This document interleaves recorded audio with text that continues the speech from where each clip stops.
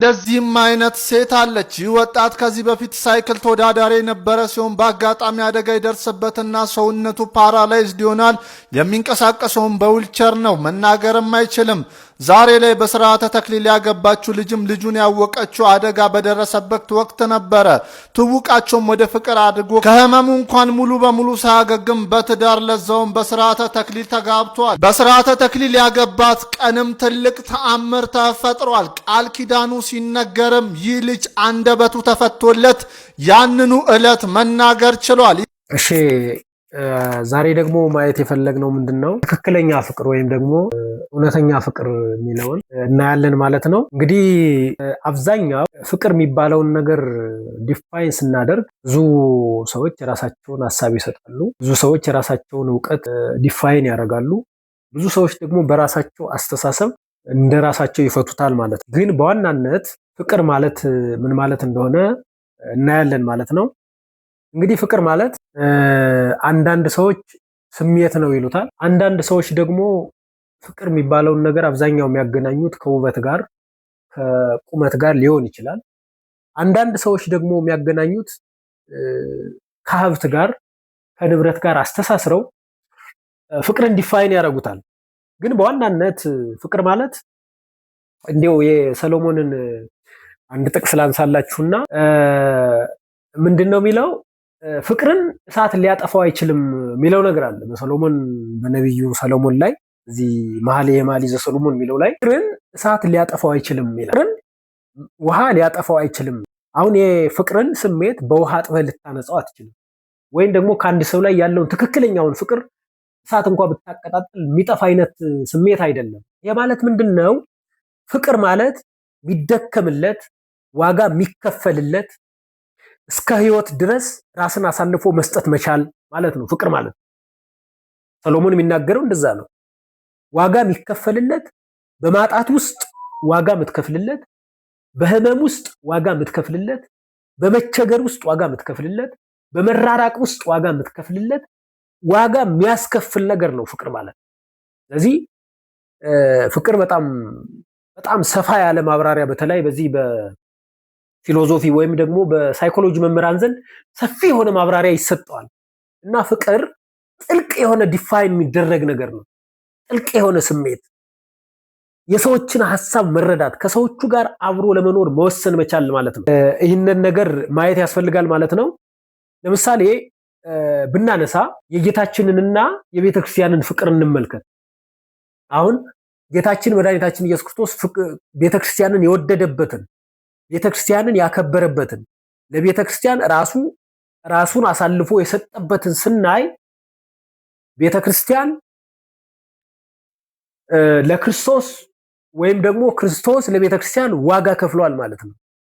ቤተክርስቲያንን ለመመስረት፣ ቤተክርስቲያንን እንድትበራ ለማድረግ፣ ቤተክርስቲያን ጎልታ እንድትታይ ለማድረግ ጌታችን መድኃኒታችን ኢየሱስ ክርስቶስ ዋጋ ከፈለ ማለት ነው።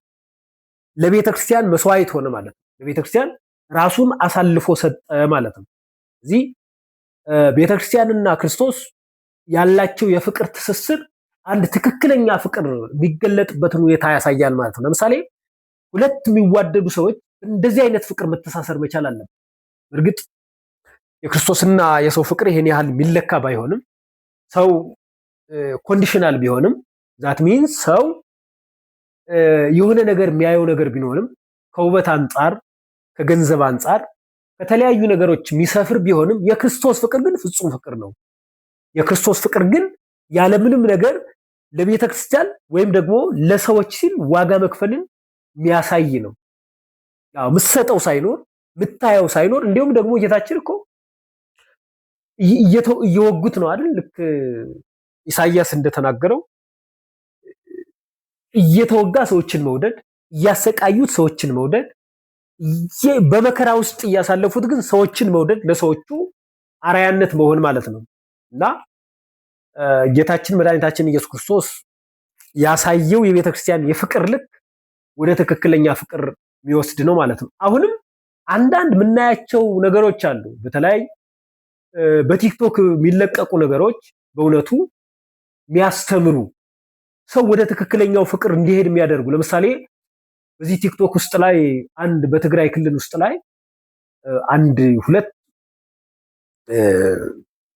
እጮኛሞች ወይም ደግሞ ሁለት በሆነ አጋጣሚ ተገናኝተው ወደ ትዳር ራሳቸውን ያሳሰሩ ሰዎች ያሳዩት ነገር በጣም ለወጣቱም ያስተምር ነገር ነው። እንደዚህ ነው ቲክቶክን መጠቀም ለተገቢ ነገር፣ ዕውቀት ለሚሆን ነገር ሰዎችን ወይም ደግሞ በተለይ አሁን ፈር የረቀቀለትን የፍቅር ስሜት ወደ ሸፕ ማምጣት የሚችል አይነት ሐሳብ መስጠት በእውነት እንደዚህ አይነት ነገር ነው። እነዚህ ሰዎች እቺ ሴት ታማሚ ሆኖ ሳል ወይም ደግሞ አደጋ ደርሶበት መስራት ማይችልበት ሰዓት፣ አንደበቱ በማይናገርበት ሰዓት፣ እጅግሩ እንቅስቃሴ በማያደርግበት ሰዓት ይህንን ሰው ዋጋ ከፍላ ለወደፊትም ለረጅም ጉዞ ዋጋ እከፍልለታለሁ ብላ ወስና በስርዓተ ተክሊል አግብታ እናያለን ማለት ነው። ስለዚህ እንደዚህ አይነት ውሳኔ የሚጠየቅለት ነው። ፍቅር የሚደከምለት ነው። ፍቅር ፍጹምነትን ይፈልጋል። ራስን መስጠትን ይፈልጋል።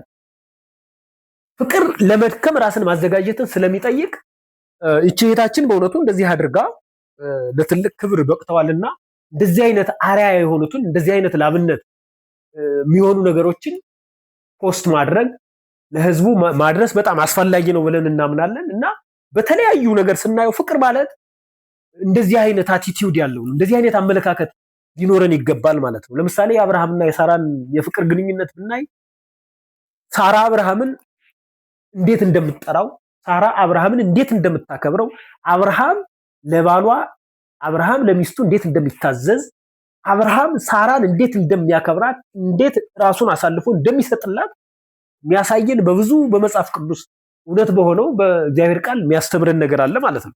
እና እንደዚህ አይነት ነገሮችን ወደ ልቦናችን እንድናስገባ ወደ እነዚህ አይነት መስመሮች እንድንመጣ እግዚአብሔር አምላክ ይርዳን። በእውነቱ ዩቲዩባችን አዳዲስ ነገሮችን ለመከታተል ከፈለጋችሁ ላይክ፣ ሼር እንድታደርጉ፣ ሐሳብ ካላችሁም ሐሳባችሁን በኮሜንት እንድታስቀምጡልን መልእክታችንን እናስተላልፋለን። እግዚአብሔር ይስጥልን።